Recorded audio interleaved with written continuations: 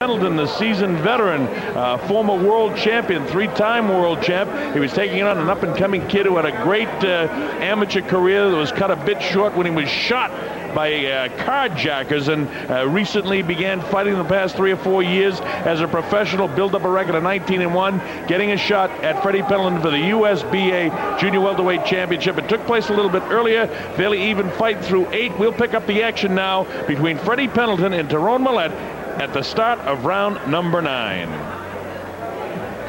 And evidently we are not just quite set for that, so we'll tell you that in the early going of that fight, before we go to the 9th round, that it was a very, very close fight leading up to about the 9th round. Pendleton seemed to be able to do things early, and Terron Millett had things going his way through 2, 3, 4, and 5. Pendleton came back in the 6th and 7th round. The 8th round was fairly even, and now we've got the tape set for you, so we're going to show you what happened in 9, 10, 11, and 12. Let's go to the 9th round of the USBA Junior Welterweight Championship fight. Freddie Pendleton and Terron Millett, the start of round 9. Coming into the 9th round, Millett has a tendency to turn his back on the guy an awful lot. Now, you're not supposed to hit a guy from behind, but I tell you what you can do, even though you can't hit him from behind, you can get yourself in some great positions to blindside him. You can still be whacking him from a point that wouldn't be a clip in football, and still have a great angle to nail him if a guy turns his back on you, because he can't see you coming up from behind. And if you do make the mistake and hit him behind, I did that a couple of times, I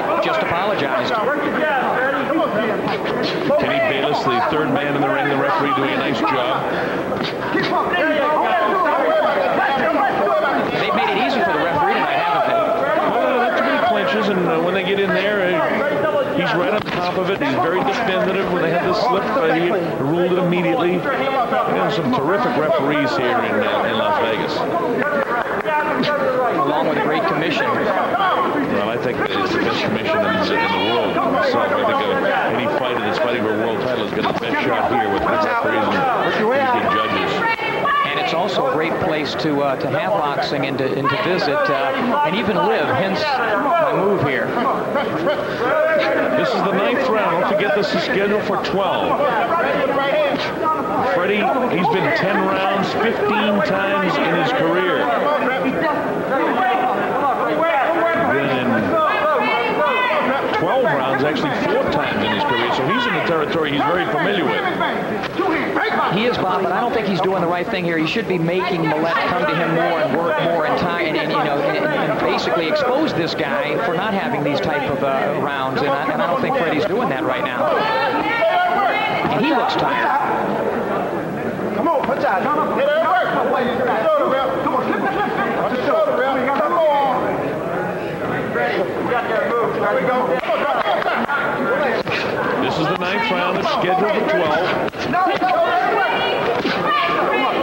Digging body shots around the liver area by Freddie in the middle of all that. Terron was able to get a shot to the head, and now you see the referee Kenny Bayless say to both of them, hey, keep your hands up, guys. Even though they're accidental, they still foul. Well, Millett got the best of that series, that combination there, though, Bob. He did dig one to the body and came over the top with the right hand. I thought he got the best of that little combination. Well, there's one thing for sure, he can fight into the 9th round anyway. And the way this is going, it looks like it's going to go the distance unless something dramatic happens here. It's just kind of a seesaw, but you see Freddie trying to load up and catch him walking in. That's exactly what you said, Smitty, a round or so ago. What he should be doing is letting him come in and try to catch him, and that's exactly what he did that time. You know, this guy is slick. He still has all the idea is in his head, but he's having difficulty executing some of the things because of age, but he has the wherewithal. He knows what he wants to do. All right, the bell ends the 9th round.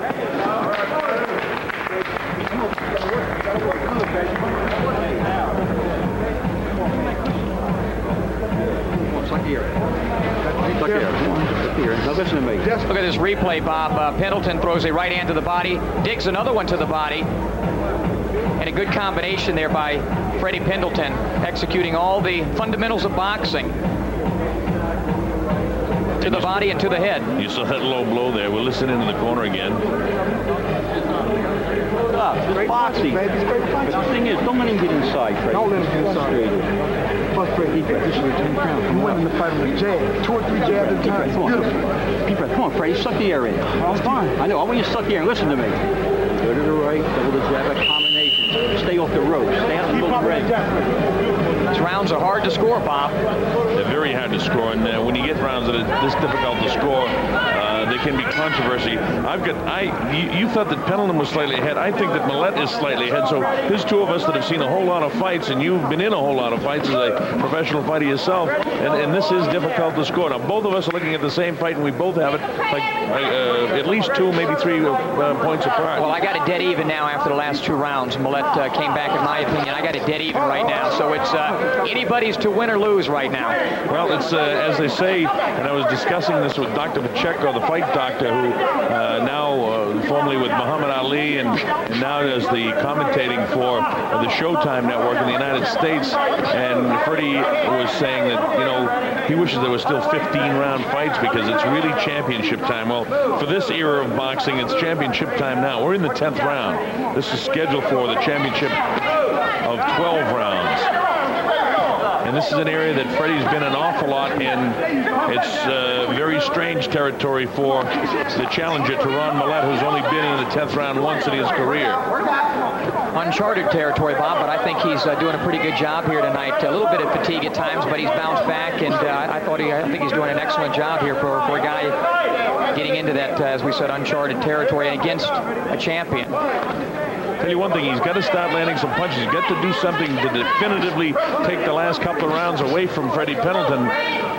This is a very, very difficult fight to score, and yet I think you can see that from watching at home, that it's a difficult fight to score. There's just, you know, seesaw back and forth. One guy land a flurry, the other guy land a flurry. And not only that, on my scorecard, I've got 3 rounds scored even so far. And I don't have anybody definitively winning this round either. Good left hook by Millett there, and he's getting ready to come over the top with that right hand anytime here.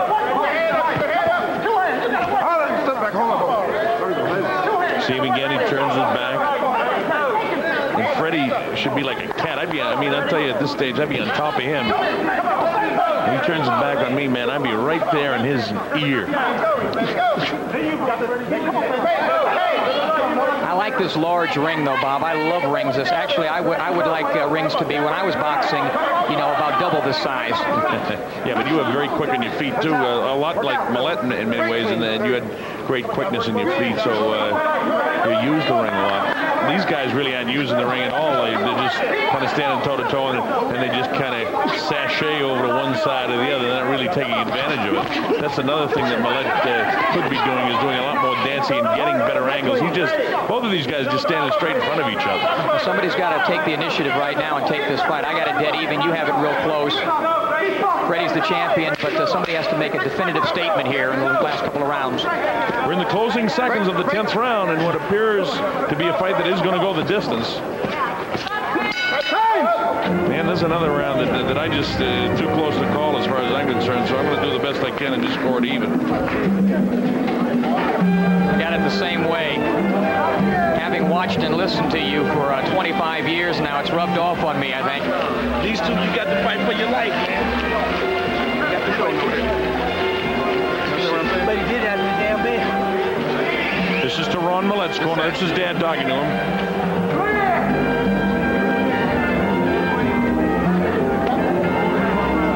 He watched these shots now by Millett. See some of the scoring there. He gets Freddie in the ropes. Freddie does a good job of sliding out there, which there's the experience of a champion, sliding out when he got into a little bit of danger, but still a good combination. Millett coming forward. Let's work. Great time, let's work.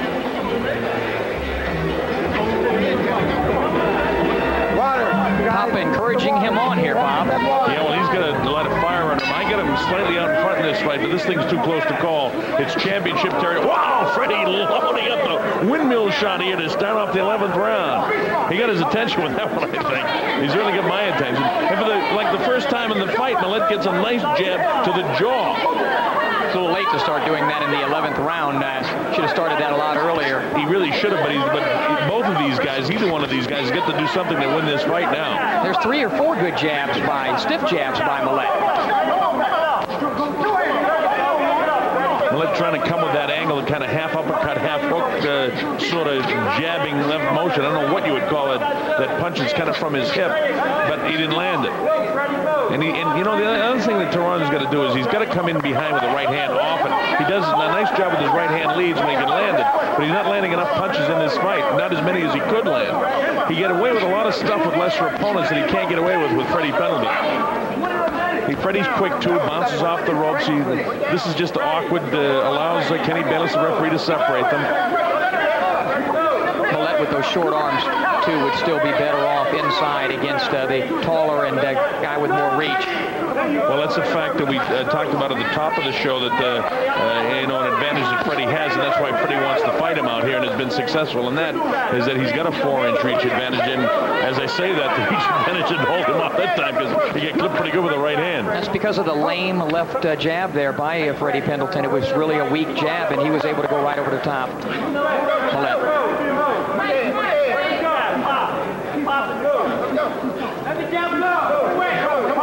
Somebody should be getting ready to make a statement here, Bob. We're in round